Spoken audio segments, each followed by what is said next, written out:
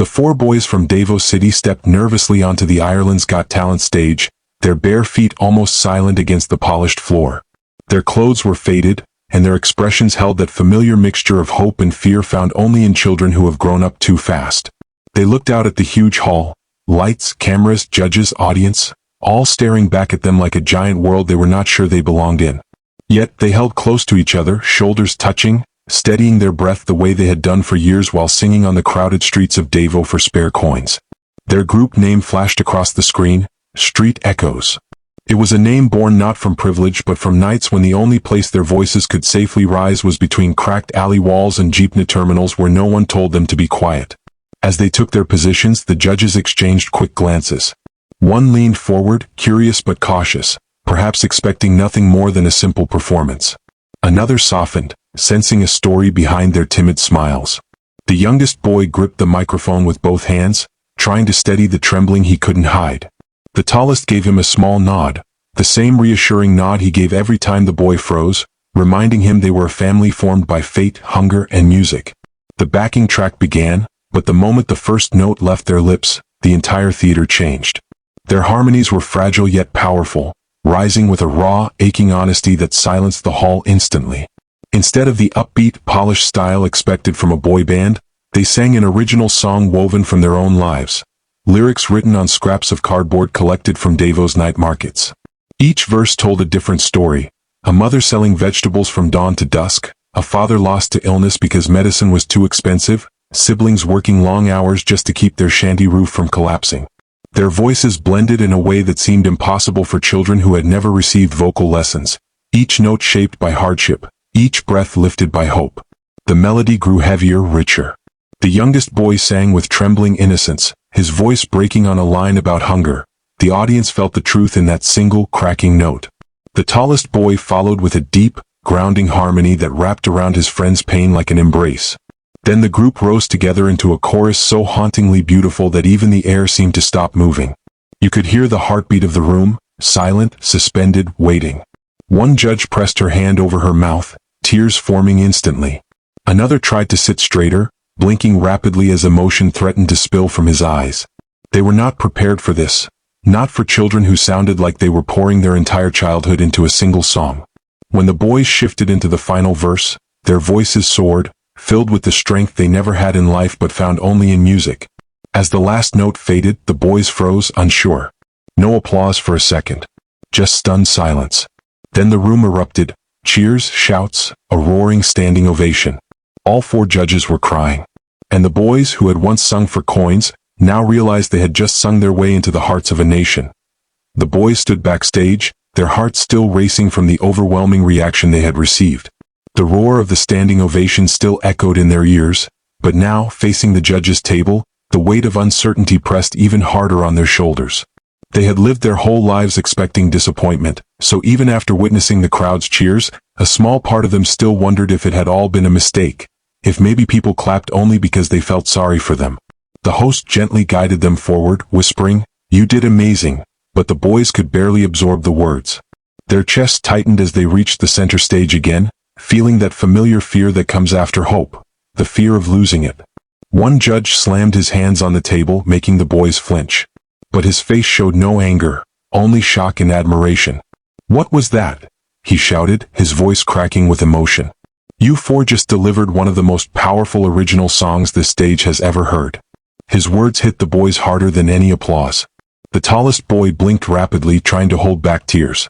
The youngest lowered his gaze and used to praise, unsure how to react because in their lives praise was rare and often followed by something being taken away.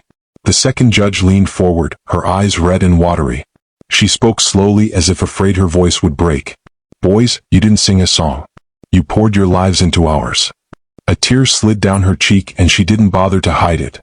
Her voice trembled as she continued, "I felt every word, every struggle, every dream." Her honesty overwhelmed the boys. They weren't used to adults listening to their stories, much less crying because of them. For a moment, they felt seen in a way they had never been seen before. The third judge stood up next, clapping slowly. His eyes glistened. "Do you understand what you've done? You didn't just perform. You told the world what courage sounds like. You made us feel your heartbeat." His voice rose slightly, full of awe. You boys, you're more than a boy band.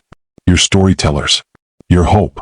Behind him, the audience erupted again, cheering and shouting their name, street echoes. The boys stared at the judges, overwhelmed, unable to speak. Their hands found each other again, fingers tightening with disbelief. The youngest boy bit his lip, trying to keep from crying, but when he saw the judges wiping their eyes, he couldn't hold it anymore. Tears slipped down his cheeks, silent but unstoppable. The tallest boy placed an arm around him, steadying him like he always did when the world felt too big. The fourth judge, usually strict and difficult to impress, finally spoke. His voice was low but filled with deep respect. You made grown men cry, he said softly. Not because of sympathy, because of truth. The audience murmured in agreement. The boys looked at one another, realizing their music had done something they never imagined possible. It touched hearts across an entire stage, across an entire country, across a world they never thought they'd reach. They had come to Ireland with nothing but their voices. Now, for the first time in their lives, they felt like they mattered. Center of the stage, their footsteps slow and uncertain, hands locked tightly together. Gold dust from the previous confetti still lingered faintly in the air, floating like tiny pieces of hope waiting to fall. The audience, still electrified from their performance, leaned forward in anticipation. The boys could feel every heartbeat in the room pressing against their nerves. They stood side by side, trembling, their clothes damp with sweat, their eyes still red from the emotional comments of the judges. The youngest boy clung to the arm of the oldest, terrified that this moment, this miracle, might end before he even understood it. The host tried to lighten the tension with a warm smile, but even he seemed overwhelmed. All right, boys, this is it, he said softly. Time for the judges' vote. The four children swallowed hard. Votes were familiar to them in life. Votes that decided whether they could stay in school, whether they could borrow money, whether their family could keep their home. Every vote in their past had ended in loss. So as they stood on one of the biggest stages in the world, under thousands of lights, they silently prayed this vote would be different. The first judge stood up abruptly, making everyone jump. His chair scraped loudly and he slammed his palms on the table. A no vote, he said dramatically. The boy's heart stopped. The youngest boy's eyes widened with fear, and his breath caught painfully in his chest. But the judge wasn't finished.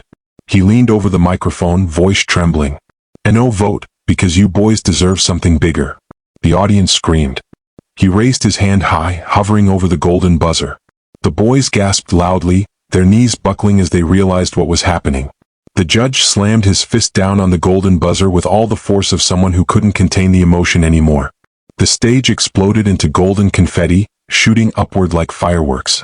The sound of the buzzer roared through the arena, drowning everything else. Gold rained down on the boys, covering their hair, their cheeks, their shoulders.